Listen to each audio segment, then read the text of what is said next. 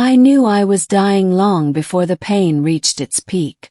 The vacuum storm had already passed, but it left the ruins of Outpost the Los. 9 twisted and half-melted, like a corpse frozen mid-scream. My suit was punctured in 3 places, my oxygen reserve blinking a merciless red, and my left leg was pinned beneath a slab of collapsed alloy that no longer obeyed the laws of geometry. I was alone. Command had warned me not to linger. The Los 9 sat on the edge of a dead system, claimed and reclaimed so many times that no one bothered to mark it on modern charts. I had stayed anyway, because the last sensor sweep showed a faint life sign that wasn't human. That decision was going to kill me. I tried once more to shift the slab. The pain spiked, white and blinding, and something warm spread inside my suit. Blood. The HUD calmly informed me that I had less than 12 minutes of consciousness remaining. I laughed weakly. "Nice work, Mason," I muttered. "Die playing hero." That's when the shadows moved. At first, I thought it was oxygen deprivation, a hallucination born of panic and fading neurons. But the darkness near the shattered corridor doorway didn't behave like shadow. Folded, flowed, and then it stepped forward. She was tall and impossibly still, her movements so smooth they looked unreal. Her skin was the color of deep wine under starlight. Her eyes a luminous silver that reflected my suit lamps far too brightly. She wore armor grown, not forged, organic plates hugging her form like a second skin. And her fangs were unmistakable. An alien vampire. I had heard stories. Everyone had. The Noctyr, ancient, long-lived predators who fed on blood and bioenergy, who lived in drifting covens and rarely interfered with other species unless provoked. Most encounters ended badly. Very badly. I reached for my sidearm out of instinct, but my arm barely twitched. She noticed. "Do not," she said softly in flawless standard.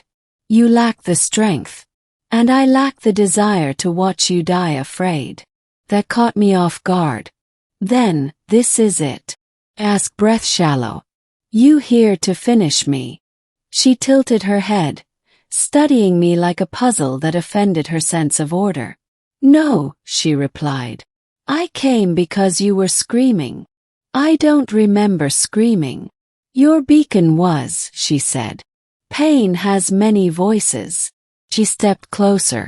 The air around her felt colder, heavier, as if space itself leaned toward her presence. She looked down at the slab pinning my leg, then at the blood pooling beneath me. "You will not survive this," she said calmly. "Yeah," I wheezed. "I figured that out." There was a pause. Long one. Then she did something I didn't expect. She knelt. Her eyes met mine, ancient and unblinking. "You remained in a condemned structure," she said, "to search for a life that was not your own." "Didn't find anyone," I rasped. "You found me," she replied. "That's debatable." The corner of her mouth twitched. Not quite a smile, but close. "My name is Valeth," she said. "Of the Noctyr bloodbound." "Mason Hale," I said. "Human. Short lifespan. Apparently very stupid." Valeth considered that. "Stupid, perhaps. But not small." I frowned. "Those two don't usually go together." "They do among your kind," she said. "You charge toward danger for principles you cannot even prove." She reached up and unsealed a portion of her armor near her throat. Beneath it, her skin pulsed faintly with light, veins glowing like crimson constellations. My heart stuttered. "No," I said weakly. "Don't." "You know what this is," she said. "I know what it costs." She nodded once. "Yes." Alien vampire blood was forbidden knowledge in most human systems. Those who survived its ingestion were changed, stronger, faster, immortal, some claimed. Others said the price was worse, that it burned away what made you human. And survival was never guaranteed. I didn't come here to become a monster, I whispered. Velith's gaze hardened. Nor did I. That silenced me. You will die in minutes, she continued. Your species values choice. So I offer one. My blood will save you.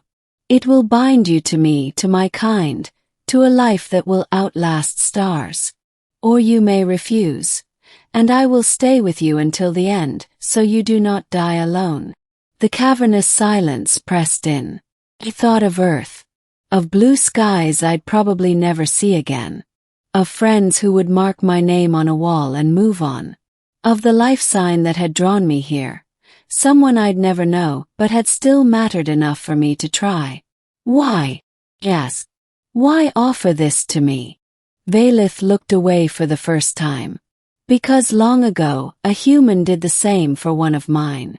And because my people remember debts longer than they remember grudges. The pain flared again, sharper than before. My vision dimmed. Okay, I whispered. Okay. Do it. She didn't hesitate. Velith pressed her wrist to her fangs and sliced her own flesh without flinching. The blood that flowed was luminous, thick and warm, glowing like liquid rubies. She brought it to my lips. Drink, she commanded gently. And live. The first taste was fire.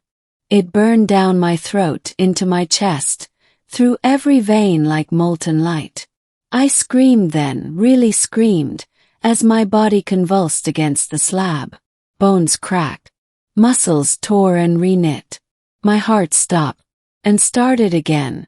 Velith's hands held me steady as my suit alarms died one by one, overwhelmed by impossible readings. I didn't know how long it lasted. Seconds, hours, eternity. When it ended, I gasped, lungs flooding with clean, effortless air. Strength surged through me, raw and terrifying. With a roar that wasn't entirely human, I shoved the slab aside like it weighed nothing. I lay there afterward, shaking, staring at my hands. They were steady, strong, alive. What am I? I asked hoarsely. Velith watched me with an expression I couldn't read. You are alive, she said. Everything else comes later. Rescue arrived hours later. Human patrols responding to my emergency beacon, now broadcasting at a power level that made engineers swear for weeks. They found me standing in the ruins, uninjured, my suit sealed, my vitals impossible. They didn't find Velith. She had vanished into the dark between stars. The debriefs were hell. Medical scans found no illness, no parasites. Only perfection. Cellular regeneration off the charts. Telomere decay non-existent. Age markers frozen. Officially, the incident was classified. Unofficially, I became something else. Years passed. Then decades. I didn't age. Humanity did. I watched generations rise, stumble, and fall. I served as explorer, guardian, negotiator. Someone who could go where others couldn't and survive. Whispers followed me wherever I went. Immortal, monster, savior, carried them all. One day, on a remote station orbiting a red dwarf, I felt it. A presence, cold and familiar. Velith stepped out of the shadows, unchanged. You lived, she said.